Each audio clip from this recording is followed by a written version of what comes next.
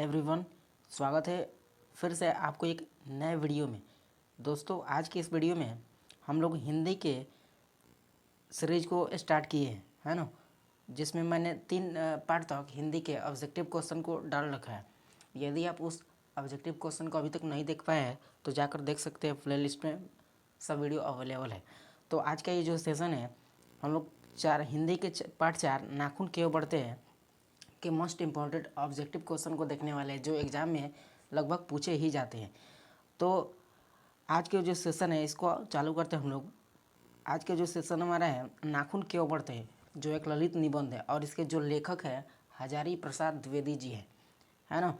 नाखून क्यों बढ़ते हैं क्या है, तो ललित निबंध है, इसके लेखक हजारी प्रसाद द्विवेदी है। आइए अब हम देखते हैं लेखक के आखिर परिचय। कह रहा है कि इस ललित निबंध के लेखक हजारी प्रसाद द्विवेदी है, जिनका जन्म उत्तर प्रदेश में 1907 में हुआ था। यानी नाखून क्यों बढ़ते हैं कि लेखक कौन है, तो हजारी प्रसाद द्विवेदी हैं, जिनका जन्म उत्तर प्रदेश में 1907 में हुआ था।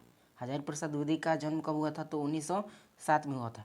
आगे है दिया इसमें द्विवेदी जी की रचना में उन्होंने लिखा है अशोक के फूल, है ना, कल्पलता लिखा है, विचार और वितर्क लिखा है, कुतुजा लिखा है, कुताज लिखा है ना, विचार प्रवाह लिखा है, आलोक पर्व लिखा है, प्राचीन भारत के कलात्मक विनोद, वाण भट्ट की आत्मकथा आदि उन्होंने इनकी रचना लिखी थी द्विवेदी जी की। ये जितने भी अभी मैंने पढ़ा ये सब के सब जो है ना हजारी प्रसाद द्विवेदी की रचना है। आइए आगे चलते हैं, उनके निधन के बारे में देखते हैं। तो सन 1979 में हजारी प्रसाद द्विवेदी जी का दिल्ली में निधन हो गया था। क्वेश्चन पूछा जा सकता है कि हजारी प्रसाद द्विवेदी का जन्म कहाँ हुआ, मृत्यु कहाँ हुआ था, तो कहाँ हुआ था, तो दिल्ली में हुआ था, है ना। दिल्ली में कब हुआ था, तो 1979 में हुआ था। हजारी प्रसाद द्विवेदी का जन्म 1979 में कहाँ हुआ था, तो दिल्ली में हुआ था, है ना, दिल्ली में हुआ था हजारी प्रसाद द्विवेदी जी का। अब नंबर 1 ऑब्जेक्टिव क्वेश्चन है, नाखून का बढ़ना किसकी निशानी है। आखिर जो मनुष्य का नाखून बढ़ता है यह किसकी निशानी है, पाठ के आधार पर बताना है। क्या अमीर बनने की निशानी है, या गरीब बनने की, या पशुता बनने की, या इनमें से कोई नहीं। तो नाखून बढ़ा लेने से कोई अमीर नहीं बनता है और न ही गरीब बनता है। यह नाखून का बढ़ना एक पशुता की निशानी है ना। इसलिए ऑप्शन सी करेक्ट हो जाएगा। नाखून का बढ़ना किसकी निशानी है, तो पशुता की, यानी जानवर बनने की निशानी है। नेक्स्ट क्वेश्चन है 2 नंबर की पृथ्वीराज रासो किसकी रचना है। तो पृथ्वीराज रासो जो रचना है, ऑप्शन में दिया भीमराव अम्बेडकर का है, कि विनोद कुमार शुक्ल का है, या हजारी प्रसाद द्विवेदी का है, या फिर मदन मोहन मालवीय का है। तो पृथ्वीराज रासो जो रचना है यह हमारे हजारी प्रसाद द्विवेदी जी का है ना, हजारी प्रसाद द्विवेदी जी का है। पृथ्वीराज रासो किसकी रचना है, तो हजारी प्रसाद द्विवेदी जी की रचना है। अगला क्वेश्चन है 3 नंबर, के लेखक कौन है। नाखून क्यों बढ़ते हैं के लेखक कौन है बताना है। क्या हजारी प्रसाद द्विवेदी है, एक में दिया मैक्स मुलर है, या विवेकानंद है, या फिर महात्मा गांधी है। तो नाखून क्यों बढ़ते हैं के लेखक हजारी प्रसाद द्विवेदी, इसलिए ऑप्शन ए सही हो जाएगा, ऑप्शन ए। अगला क्वेश्चन है, निम्न में से कौन हजारी प्रसाद द्विवेदी जी की रचना है। ऑप्शन दिया गया है, निम्न में से कौन हजारी प्रसाद द्विवेदी जी की रचना है। पृथ्वीराज रासो, अशोक के फूल, कल्पलता है। तो ये जितने भी पृथ्वीराज रासो है, अशोक के फूल है और कल्पलता है, यह सिर्फ हजारी प्रसाद द्विवेदी जी के लिखा गया है, उनकी ही रचना है। इसलिए इनमें से ये सभी होगा, ऑप्शन डी सही होगा, ऑप्शन डी। मैं थोड़ा कलर चेंज कर लूँ, ये रहा मेरा कलर, और थोड़ा इसको बड़ा कर लेते हैं। चलते हैं नेक्स्ट क्वेश्चन पर। अब 5 नंबर क्वेश्चन है कि हजारी प्रसाद द्विवेदी इनमें से किस विश्वविद्यालय में प्रोफेसर और प्रशासनिक पद पर रहे। कोई एक विश्वविद्यालय है, क्या काशी हिंदू विश्वविद्यालय है, या शांति निकेतन विश्वविद्यालय है, या फिर चंडीगढ़ विश्वविद्यालय, या इनमें से सभी है। तो हजारी प्रसाद द्विवेदी जी ने इनमें जितने भी विश्वविद्यालय है, काशी हिंदू विश्वविद्यालय, शांति निकेतन विश्वविद्यालय, या चंडीगढ़ विश्वविद्यालय, इनमें सभी विश्वविद्यालयों में प्रोफेसर और प्रशासनिक पद पर हजारी प्रसाद द्विवेदी जी रहे हैं। इसलिए ऑप्शन डी सही हो जाएगा, ऑप्शन डी। हजारी प्रसाद द्विवेदी इनमें काशी हिंदू विश्वविद्यालय, शांति निकेतन और चंडीगढ़ विश्वविद्यालय में प्रोफेसर और प्रशासनिक पद पर रह चुके हैं। नेक्स्ट चलते हैं, नेक्स्ट क्वेश्चन है 6 नंबर कि नाखून क्यों बढ़ते हैं, यह क्या है। पाठ का नाम ये पाठ है, तो ये पाठ के अनुसार इस कविता मतलब कहानी के अनुसार जो भी है ललित निबंध ही है ना। यह है कहानी है कि निबंध है, यह कविता है या ललित निबंध है। दोस्तों यह निबंध नहीं है, कहानी नहीं है, कविता भी नहीं है, यह है क्या है, ललित निबंध है ना, ललित निबंध। नाखून क्यों बढ़ते हैं क्या है, तो ललित निबंध है। नाखून क्यों बढ़ते हैं, यह एक ललित निबंध, यहाँ ध होगा है ना, है, इसलिए ऑप्शन क्या होगा, ऑप्शन डी सही हो जाएगा। नाखून क्यों बढ़ते हैं क्या है, ललित निबंध है। 7 नंबर क्वेश्चन है, हजारी प्रसाद द्विवेदी के किस रचना पर उनको साहित्य अकादमी पुरस्कार मिला। हजारी प्रसाद द्विवेदी के किस रचना पर उनको साहित्य अकादमी पुरस्कार मिला। विचार प्रवाह पर या आलोक पर्व पर या आत्मकथा पर या कबीर पर। तो आलोक पर्व एक उनकी रचना है जिसपे आलोक पर्व एक रचना है जिसपे उनके पूर्व नहीं पर्व है ना, ये नहीं होगा। आलोक पर्व एक रचना है जिसपे उनको क्या मिला था, साहित्य अकादमी पुरस्कार मिला था। इसलिए ऑप्शन क्या होगा, ऑप्शन डी बी सही हो जाएगा। साहित्य अकादमी पुरस्कार किस रचना में मिला था, तो आलोक पर्व में मिलता है। दोस्तों यदि आप इस चैनल पर नए हैं तो चैनल को सब्सक्राइब कर ले ताकि इस तरह का कंटेंट आपको हमेशा मिलता रहे। नेक्स्ट क्वेश्चन है 8 नंबर, नाखून क्यों बढ़ते हैं, यह प्रश्न किसके द्वारा पूछा गया। आखिर किसी जरूर ने पूछा होगा पाठ में कि नाखून क्यों बढ़ते हैं, यह प्रश्न किसके द्वारा पूछा गया या किसने फिर पूछा था। लड़का के द्वारा पूछा गया या छोटी लड़की के द्वारा पूछा गया या दादाजी के या लेखक के द्वारा पूछा गया। तो दोस्तों यह लेखक के द्वारा नहीं पूछा गया था, दादाजी के द्वारा भी नहीं पूछा गया था, लड़का के द्वारा भी नहीं पूछा गया था, यह पूछा गया था एक छोटी सी नन्ही सी लड़की के द्वारा कि नाखून क्यों बढ़ते हैं। इसलिए ऑप्शन बी सही हो जाएगा। नाखून क्यों बढ़ते हैं यह किसके द्वारा पूछा गया, तो छोटी लड़की के द्वारा पूछा गया था।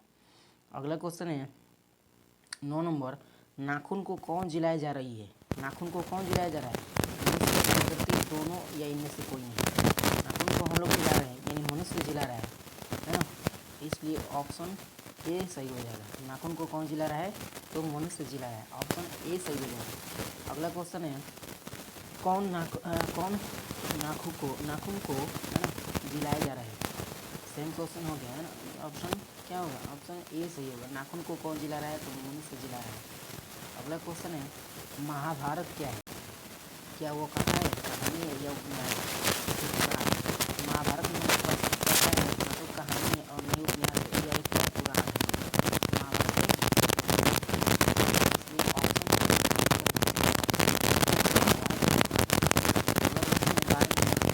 मनुष्य को नाखून की ज़रूरत कब थी, है ना, मनुष्य को नाखून की ज़रूरत कब थी, शिक्षित जीवन में या अशिक्षित जीवन में या फिर जंगली जीवन में या इनमें से सभी। तो मनुष्य को ना हमेशा जंगली जीवन में ही नाखून की आवश्यकता थी। अब जंगली जीवन में नाखून की आवश्यकता क्यों थी, क्योंकि उनके उस समय जंगली जीवन में उनके पास कोई हथियार नहीं होता था, तो यह नाखून को ही बढ़ाकर अपना हथियार बनाते थे और दूसरों को क्या करते थे, आक्रमण करते थे। इसलिए जंगली जीवन में मनुष्य को नाखून की ज़रूरत थी, ऑप्शन सी सही हो जाएगा। मनुष्य को जंगली जीवन में ही नाखून की आवश्यकता थी। आजकल के ज़माने में कोई नाखून रखना नहीं पसंद करता है, लेकिन कुछ लड़कियां ऐसी है जो अपने नाखूनों को बड़े बड़े करके और उसको थोड़ा अच्छे दिखने के लिए नाखून को बढ़ाते हैं, लेकिन नाखून को बढ़ाना क्या है, पशुता की निशानी है, लेखक ने बोला है ऐसा। अगला क्वेश्चन है नख भर मनुष्य किस पर विश्वास करके आगे की ओर चल पड़ा है। नख भर मनुष्य किस पर विश्वास करके आगे की ओर चल पड़ा है, विकास की ओर या एटम बम पर या स्वयं पर या फिर इनमें से कोई नहीं। विकास तो होगा नहीं नाखून से, है ना, स्वयं पर तो होगा नहीं, ऐसे इनमें से ये सब तो है ही है। तो कहने का मतलब है कि नख पर मनुष्य किस पर विश्वास करके आगे चल पड़ा है, तो एटम बम पर, है ना, एटम बम पर।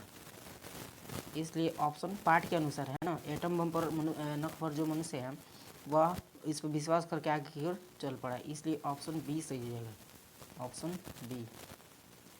अगला क्वेश्चन है नाखून क्यों बढ़ते हैं के निबंधकार कौन है। ये क्वेश्चन 2 बार हो गया लेकिन घुमाकर पूछा गया क्वेश्चन। नाखून क्यों बढ़ते हैं के निबंधकार कौन है। ललाई सिंह यादव है या हजारी प्रसाद द्विवेदी है या विनोद कुमार शुक्ल है या फिर महात्मा गांधी है। तो ना तो ललाई सिंह यादव है, विनोद कुमार शुक्ल भी नहीं है, महात्मा गांधी भी नहीं है, इसलिए ऑप्शन बी सही हो जाएगा, हजारी प्रसाद द्विवेदी। नाखून क्यों बढ़ते हैं के निबंधकार कौन है, तो हजारी प्रसाद द्विवेदी, ऑप्शन बी सही हो जाएगा। नेक्स्ट क्वेश्चन है, नख किसका प्रतीक है? नख माने नाखून, नाखून किसका प्रतीक है? ये भी क्वेश्चन जो है डबल हो गया है ना। देखिए नख माने नाखून होता है, क्या यह पशुता की निशानी है या मानवता की निशानी है या फिर महान होने की निशानी या इनमें से सभी की? तो ये मानवता की निशानी नहीं है, महान होने की भी निशानी नहीं है, यह एक है तो वो क्या है? पशुता की निशानी है। पशुता, नाखून का बढ़ना पशुता की निशानी है, इसलिए ऑप्शन ए सही हो जाएगा, एक करेक्ट होगा।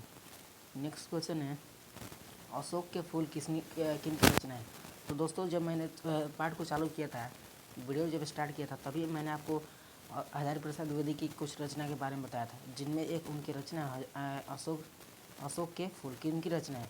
तो भीमराव अम्बेडकर जी की नहीं है, गुणाकर मूल्य की नहीं है, हजारी प्रसाद द्विवेदी जी की है, इसलिए ऑप्शन सी सही हो जाएगा।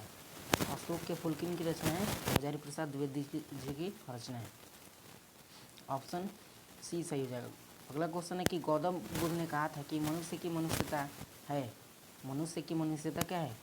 देखना, ऑप्शन ये है कि सभी के दुख सुख को सहानुभूति के साथ देखना है, दो में स्वार्थ का भाव रखना, सभी के प्रति असमानता का भाव रखना, भौतिक विकास करना। तो गौतम बुद्ध ने कहा था कि मनुष्य की मनुष्यता वही है जब वह सभी के दुख को सहानुभूति के साथ देखता है, तभी वह उस मनुष्य की मनुष्यता कहलाएगी। गौतम बुद्ध ने ऐसा कहा था, इसलिए ऑप्शन ए सही हो जाएगा। कहा था कि सभी के दुख सुख को सहानुभूति के साथ देखना है ना, ऑप्शन ए सही हो जाएगा। अगला क्वेश्चन है, लेखक के अनुसार नाखून की आकृति कैसी है? हजारी प्रसाद द्विवेदी जी के अनुसार नाखून की जो आकृति है, शेप है, वो कैसी है? क्या त्रिकोण है, वर्तुलाकार है या चंद्राकार या इनमें से सभी है?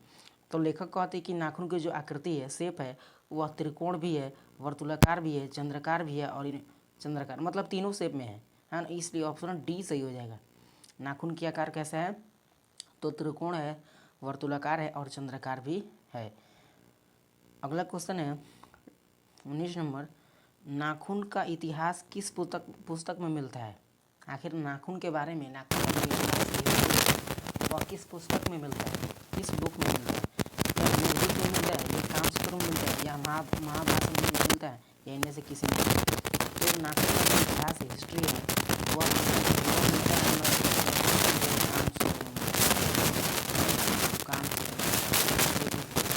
है कामसूत्र में है ना, बी सही हो जाएगा। नाखून का इतिहास कामसूत्र में। नेक्स्ट क्वेश्चन है और ये लास्ट कहानी में त्रिकोण चंद्राकार वर्तुलाकार आकृति मानव के किस अंग से है? मतलब मानव के कौन सा अंग है जिसको कहानी में त्रिकोण चंद्राकार वर्तुलाकार आकृति बनाया गया है? अंगुली है कि नाखून है कि नाक है या बाल है? तो मनुष्य का जो नाखून है ना, इसी को लेखक हजारी प्रसाद द्विवेदी जी कहते हैं कि इसका जो आकार है त्रिकोण है, चंद्राकार है, वर्तुलाकार है, इसलिए ऑप्शन बी सही हो जाएगा, नाखून हो जाएगा। कहानी में त्रिकोण चंद्राकार वर्तुलाकार आकृति मानव की संग से है तो नाखून से, इसलिए ऑप्शन बी सही हो जाएगा। तो दोस्तों आज के ये सेशन को समाप्त करने से पहले मैं आपको एक बात बोलना चाहूँगा कि यदि आप इस चैनल पर नए हो तो चैनल को सब्सक्राइब